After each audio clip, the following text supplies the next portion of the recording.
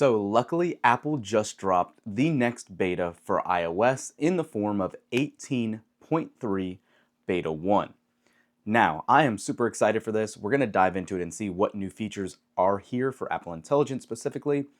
But I want you guys to comment below and see if you guys have had the same issues we have with iOS 18.2. The public release just came out last week and it has been very glitchy for us. So having a new build, we were definitely excited to see that, but it was a little disappointing considering how crazy iOS 18.2 beta cycle was and how inconsistent it was and the multiple RCs, and it was just weird on timing and everything. So hopefully Apple is back to the drawing board on 18.3 and we don't experience any of those during this beta cycle. However, with all the glitching and really lagginess of iOS here recently, hopefully this will be an improvement. Let's go ahead and jump right into it. Alright, so iOS 18.3 Beta 1 just finished installing on our 16 Pro Max, and just to do our quick regular temperature check, as you can see right after the update finished, it is about right on par with what we've been experiencing while the update finishes, between 100 to 105 degrees Fahrenheit. So it's staying consistent. It is definitely warm to the touch, as you can obviously imagine with that temperature, but nothing crazy how we've seen in the past. A couple call outs too for this first beta. We obviously did get a larger file size. This came in at 7.38 gigabytes, and it did take quite a bit of time to update. Having said that, it's all done, ready to go now, and jumping into settings general about the first beta of 18.3 has a build number of 22D5034E.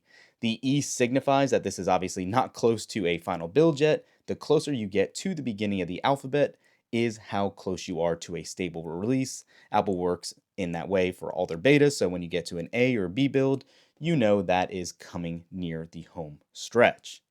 Now, while we're in settings, let's go ahead and jump into Apple Intelligence because we knew that most of iOS 18 is going to center around this. In 18.1 and 2, we had new Apple Intelligence features, and we're assuming we will see some more in future builds for 18.3. However, jumping around in here right now, there is actually not a new setting that we were able to find yet.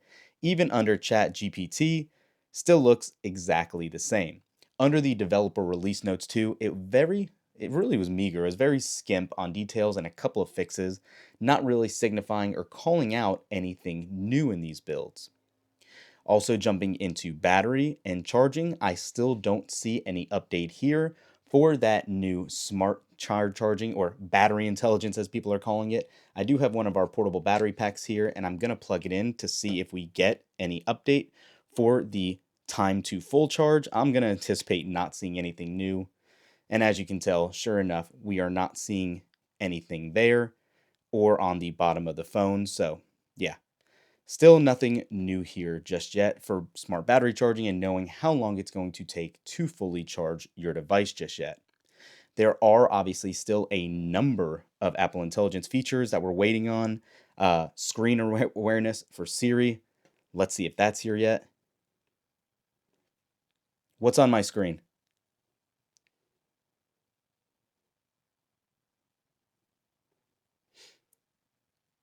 It's asking to answer that. You'll need to send it, and we'll go ahead and let that happen. And it's saying working with ChatGPT.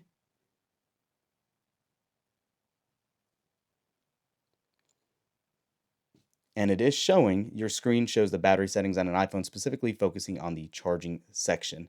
So you did get a nice little breakdown here of what that is. I'm not sure how much more in depth we'll be getting, but at least that is showing up. One thing that is not still here is in Image Playground. When you go and want to build an image, let's just say rainforest, astronaut, in the summer. One thing are the styles that they create the imaging with. You still only have animation and illustration. Unfortunately, sketch style is still not here. You can only toggle between these two. So again, just because it's not in this first beta, it will still possibly be rolling out in iOS 18.3, just not currently here. One other call out I do want to mention here is in regards to release dates and why you might want to wait on downloading this beta. So we are obviously getting beta 1 almost a week before Christmas, and we will not receive a second beta until the new year. Having said that, depending on bugs and battery life issues you might experience being a beta, this might be very tricky to recommend anybody installing just yet. You might want to wait to the new year simply because if there's any bugs, even pressing ones, we're probably not going to get a beta until around January 6th or after the holidays. So that can cause a lot of people issues. They always recommend, as it is, do not put a beta on your primary device. And if you do it, this could be an issue you could be experiencing here in the near term. Aside from that, just actually jumping around and swiping through things, it is very fluid. Let's go to our stocks app that we always like to use as an example. Let's just jump into one of these. And yeah, you can see everything is loading pretty quickly and working as you would anticipate. Obviously, the web browser loading is just based on my internet, but it is still functional. We did have a number of issues on iOS 18.2, the RC, or the final public build. It was very glitchy. The screen would become unresponsive at some point. So hopefully that is all resolved in this beta as well.